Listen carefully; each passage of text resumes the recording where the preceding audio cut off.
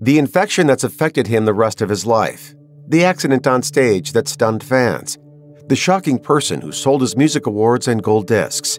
These are just a few tragic details about beloved musician Phil Collins. Warning: this video contains fast, flashing images. Viewer discretion is advised, especially for those with photosensitive epilepsy.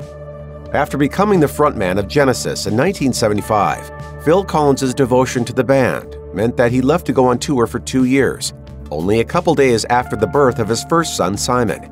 As he stated in his memoir, "In theory, Genesis could have delayed the start of the album so I could be home for the birth without any panic or emergency dashes back over the North Sea. But this is Genesis, and the show must go on." Collins may have simply accepted that the band came first, but his first wife, Andrea Bertorelli, clearly did not agree with his reasoning. In a later interview with the Daily Mail, Bertorelli said that she not only thought the popularity that came with the transition to lead singer went to his head, but also that Genesis had become the most important thing in his life. A major reason Bertorelli had that feeling was the way Collins acted around the time their son was born. She explains, "In the end, Simon was born 2 weeks later than scheduled. I remember feeling under pressure to give birth because we were holding up the tour. In the end, I had to be induced. I came out of hospital, and within a day or two, Phil had left to go on the road." In 1980, Andrea Bertorelli and Phil Collins divorced after 5 years of marriage.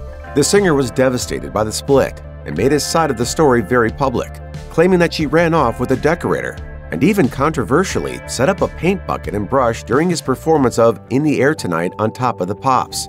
You know, sometimes it's like, "Please, I love you, I love you, I love you, don't hang up, don't hang up." And then it's like, "Well, you." During an interview with Playboy, the meaning behind the song was brought up, to which Collins responded, "People ask me, aren't you embarrassed? You're putting your private life out for all the world to see. It's like I oughtn't to let people see that I was hurt, that I cry, that I do unmanly things, but I'm not embarrassed by it." But for 35 years after their divorce, Bertorelli was forced to have her private business spread around the world as Collins became increasingly famous. In 2015, she finally went public to tell her side of the story, discussing not only how his absence on tours and anger during fights slowly drove them apart, but also the bombshell that they both had cheated on each other. Then, a year later, Bertorelli sued him for the statements he made in his autobiography, Not Dead Yet. She claimed she could no longer take the lies as he continued to push what she considered was a false narrative of their life together. Phil Collins' second marriage to Jill Tavelman ended in 1996, ultimately because he had an affair. Even though the couple tried to work things out afterward, the damage was already done, and the two no longer loved each other.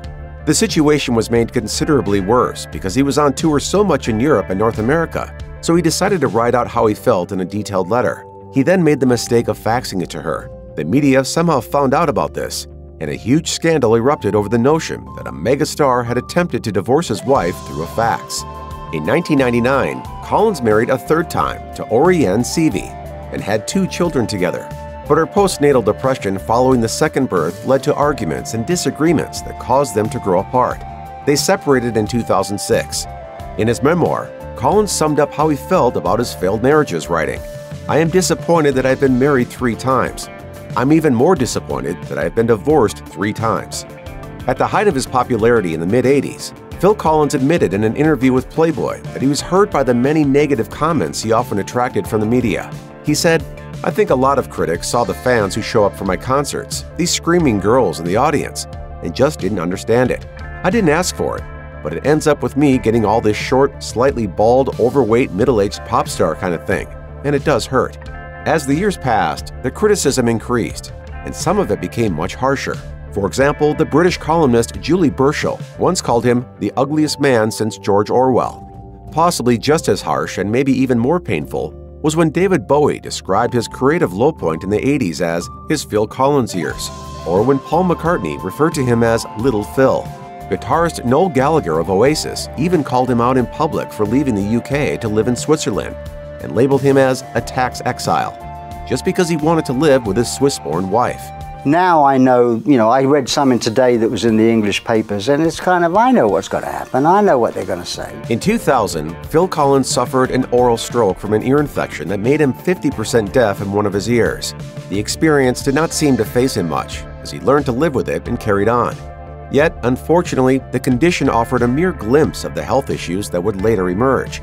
During a Genesis reunion tour in 2007, the singer dislocated vertebrae in his neck. Even after successful surgery, his hands were still not working properly, so the musician was not able to play the drums or piano.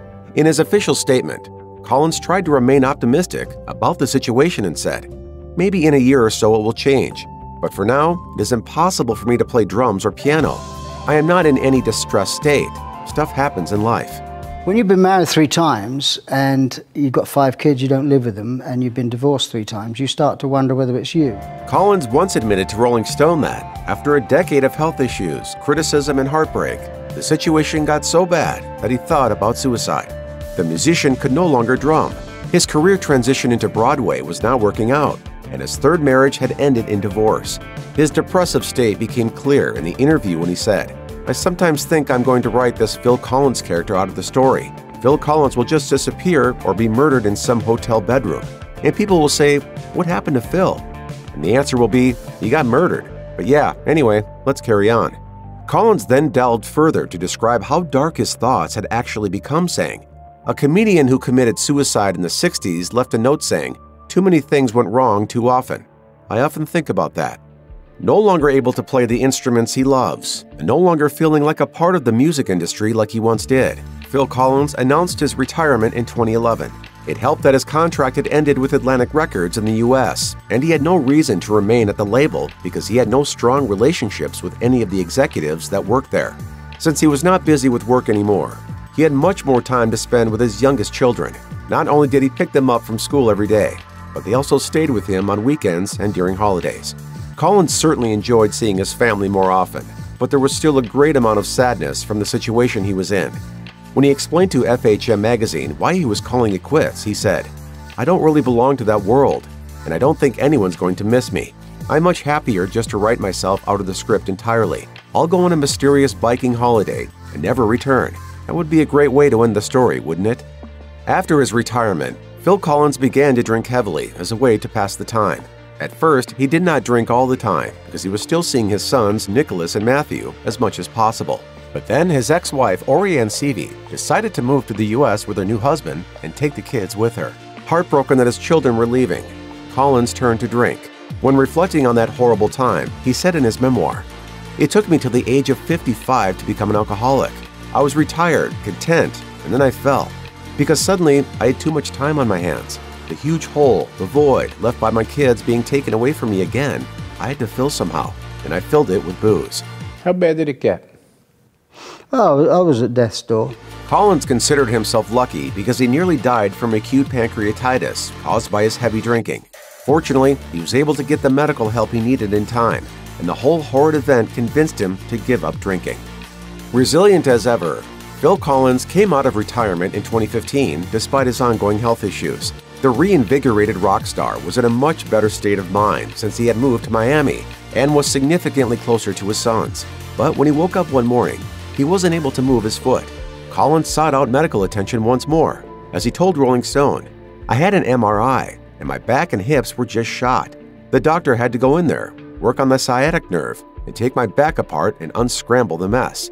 Around the same time, Collins also broke a bone in his foot, so he needed a walking stick to get around. Regardless of his new health struggles, he added in his interview that, "No matter what happens, I can go out there, play piano, and sing. I'm just in a very happy place right now." Even though his admirable perseverance had continued after coming out of retirement, Phil Collins' health problems have persisted, and he often had to sit during performances. In 2017, the singer fell in his hotel room and hit his head on a chair, leaving a terrible gash near his eye. After receiving stitches at the hospital, he recuperated without any other issues. However, the accident forced him to cancel some shows. Then in 2019, audience members were alarmed when he fell again during a performance after sitting down on a chair too hard and causing it to fall over. But the rock star got right back up with some assistance from nearby roadies and continued the show. The singer continued to move around the stage without any concern, and in a rare stroke of good luck, he was left completely unscathed by the incident. Health issues aside, it looked like Phil Collins' love life was improving after he got back together with his 3rd wife, Orianne in 2015. However, she not only left him again to marry someone else, but also still stayed in her ex-husband's Miami mansion with her new husband. 4 months of legal battles followed until Collins finally got the squatting couple to move out of his $40 million home. During the conflict, Seavey controversially sold some of Collins's music awards and gold discs, after which his son Simon felt compelled to speak out. In an interview with the Daily Mail, he said, "I really feel for my dad. It's just a low thing to do. I don't understand why Orianne would do that. Some things are priceless and should not be sold. Tokens of your life achievements are certainly one of them." Seavey then sued Collins because she claimed that he owed her half of what the mansion is worth after selling it, because the home belonged to both of them. The disagreements are still ongoing. As recently as April 2022, Collins accused her of committing fraud. Hopefully, the former couple will be able to work things out in a considerably less bitter fashion. If you or anyone you know is having suicidal thoughts, please call the National Suicide Prevention Lifeline at 1-800-273-TALK-8255.